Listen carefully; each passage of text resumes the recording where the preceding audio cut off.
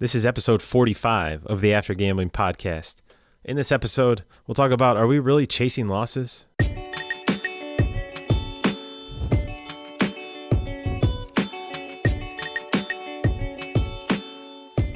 Hey there, and welcome to the After Gambling podcast. My name is Jamie. I'm a compulsive gambler, and I'm also the host of this show. The last time I gambled was July 15th of 2010. So we often talk about chasing losses. Right? We always talk about, gamblers, they chase losses. And that's the problem. They get in the hole and then they keep chasing losses. And there's a lot of truth to that. I'm not going to debate that. But today I want to kind of come at this from a whole different angle, because I think chasing losses, I don't know if there's much that we can kind of take out of that. I mean, yeah, we know we shouldn't chase losses anymore.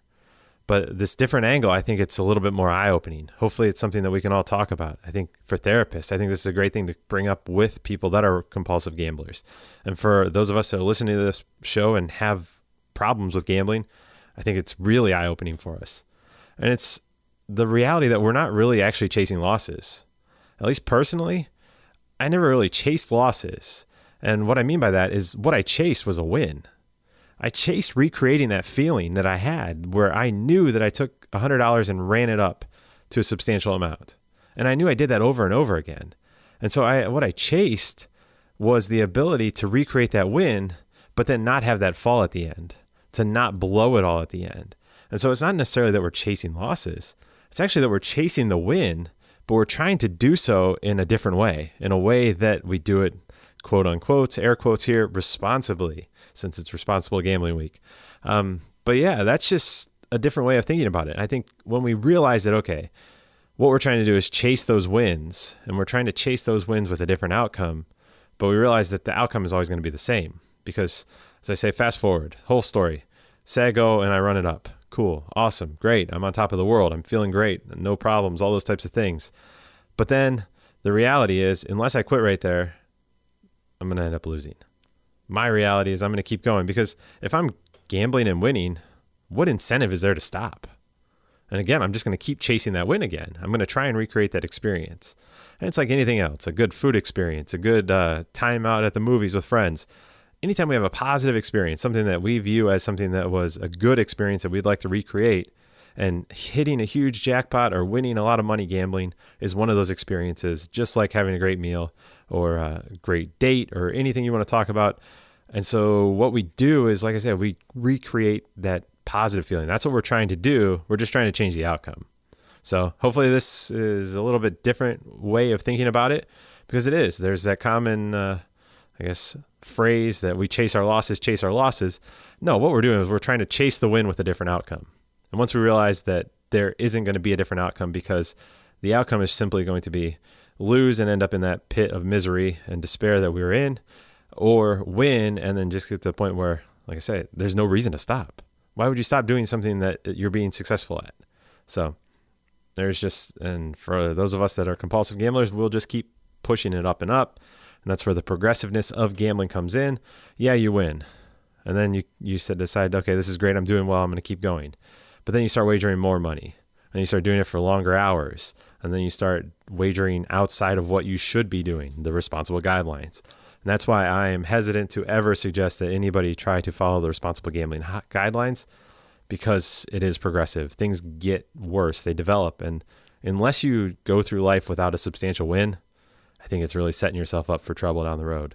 And so while I'm not anti-gambling, I'm not going to come out and say, okay, they should eliminate gambling from the planet.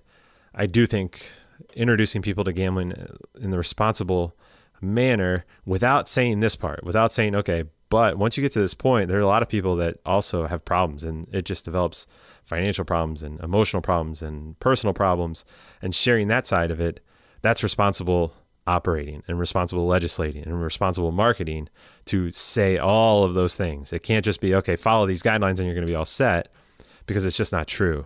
I'm one of the people, and I just read a Twitter post, and I've seen hundreds of people that have the exact same story, started responsibly. As the person said, they would clip coupons to get chicken at the store, but then would spend $500 to spin a wheel online. And I was the same way. I mean, I come from a coupon cutting family. I'm cheap. I buy everything on sale. But then when it came to gambling, yeah, I wouldn't buy in with less than $400, and I'd walk in with $1,000 or $2,000 in my pocket. So again, We're not chasing losses. What we're doing is chasing a win with a different outcome, which now we know. And if you listen to this podcast, you know that the reality is for a lot of us, there is no different outcome. It just doesn't change. So hopefully this helps, again, change the narrative a little bit, think about things in a different light. And sometimes I think that really helps us to make progress. Because if we keep talking about and saying the same things, then we don't do anything. We don't make any progress. Thanks for listening. And then for anybody that listened to the show and was an early release yesterday, hopefully you enjoyed me stumbling through the intro. Yes, these don't always go perfect on the first time. And sometimes, like yesterday, I wanted to get that out on election day and we recorded it in the morning and I missed a piece of editing. So you got to hear me stumble through all sorts of an intro. So there are about 30 or 40 of you that got to enjoy that. I apologize. Hopefully it wasn't too bad for you. And hopefully you didn't save that audio because if it wasn't for me coming out on this podcast and sharing all my worst moments, something like that would be really embarrassing. But the grand scheme of things, hey, who cares? It's clean now. It was awesome having Keith. Hopefully you really liked what he had to say and at least appreciate what he had to say. And we can move forward on that front on legislation. But again, gamblers, we don't chase losses. We chase recreating the win with a different outcome. And then before I go, remember, this is for educational purposes. See a doctor, see a lawyer, see somebody that is a professional to help you with your gambling problem because it is a serious problem. It's something that you deserve the help of a professional. So I want you to seek out that help. If nothing else, it gets you another point of connection where you can have somebody you can vent with and talk with, and it's going to free you up. I promise you that is how it's helped me. I mean, that's the thing I believe in more than anything else. So please seek out the help of a professional. And music for the show is Something Elated by Broke for Free and is licensed under the Creative Commons license. If you want, go give them a shout out. Say, hey, I listened to your music on a podcast and I love it because I definitely appreciate that they license that so we can use that on the podcast. Thanks again. And like I say, I will see you in the next episode.